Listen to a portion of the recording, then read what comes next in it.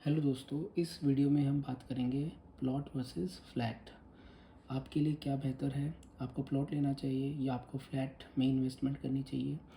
इस वीडियो के एंड तक आपको ये क्लियर हो जाएगा। चलिए डिफरेंट पैरामीटर्स पर हम प्लॉट और फ्लैट के बीच में डिफरेंसेस जो हैं उनको एक्सप्लेन करते हैं। First is ownership and control. Plot के अंदर आपकी फुल ओनरशिप रहती है and you have complete freedom to design and build as per the rules.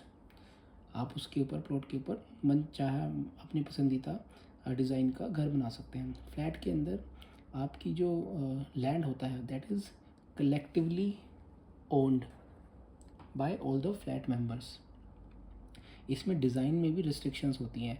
For instance आप किसी भी बिल्डर का अगर आप फ्लैट लेते हैं तो उसमें डिज़ाइन ऑलरेडी आपके जो एग्रीमेंट होता है उसके अंदर दिया होता है और आप उससे डेविएट नहीं कर सकते, उस पर एक्स्ट्रा कुछ कंस्ट्रक्शन नहीं कर सकते। The second point is about appreciation potential.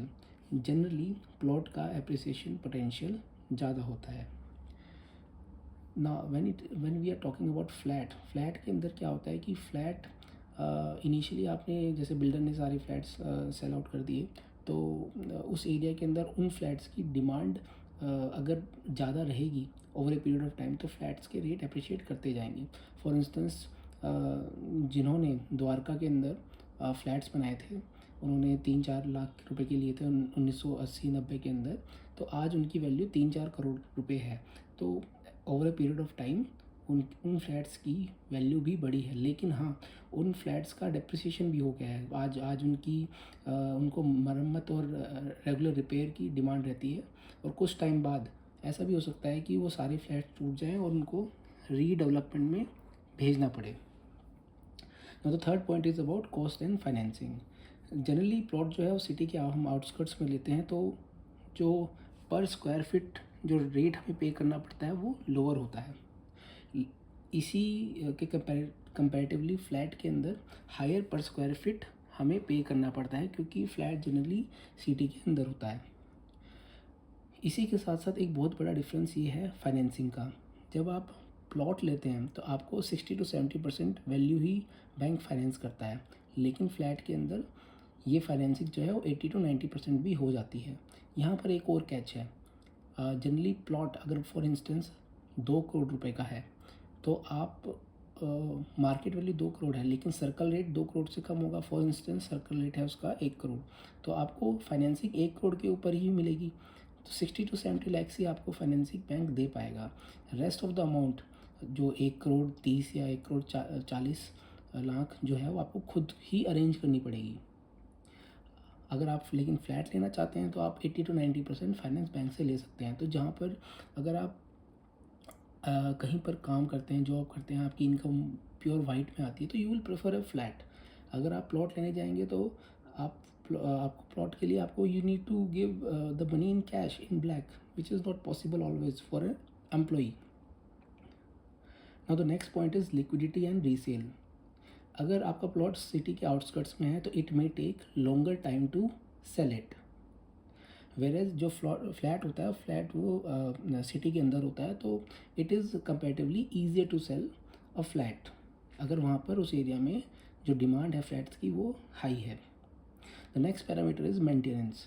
देखो प्लॉट पे तो आपने कुछ बनाया ही नहीं तो उसमें आपको मेंटेनेंस कुछ देने की ज़रूरत नहीं है, लेकिन हाँ आपको सिक्योरिटी का खर्चा होगा, आपको उसके लिए कुछ खर्च करना पड़ेगा ताकि आपका रिस्क ऑफ एनक्रोचमेंट जो है वो कम हो जाए।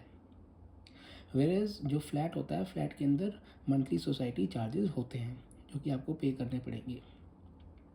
Now about legal risk. आप प्लॉट जो है वो इंडिविजुअल कैपेसिटी में लेते हैं तो उसमें लीगल रिस्क ज़्यादा रहते हैं। टाइटल डिस्प्यूट हो सकते हैं, जोनिंग वायलेशंस हो सकती हैं एट्सेट्रा। लेकिन अगर आप किसी रेप्यूटेड बिल्डर से कोई फ्लैट लेते हैं तो वो बिल्डर जो है वो रेरा रजिस्टर्ड है तो आपके जो लीगल रिस्क जो होते हैं वो ऑलमोस्ट मिनिमल हो जाते हैं। Now the next point is rental income. क्योंकि आपने प्लॉट पे कुछ बनाया नहीं तो आपके रेंटल इनकम ज़ीरो होगी, लेकिन फ्लैट के अंदर आपकी रेंटल जो इनकम है वो स्टार्ट हो जाती है। It's a very very huge point, आपका कैश फ्लोज आने शुरू हो जाते हैं, जिससे कि आप अपनी जो लोन की ईएमआई है वो ऑफसेट कर सकते हैं।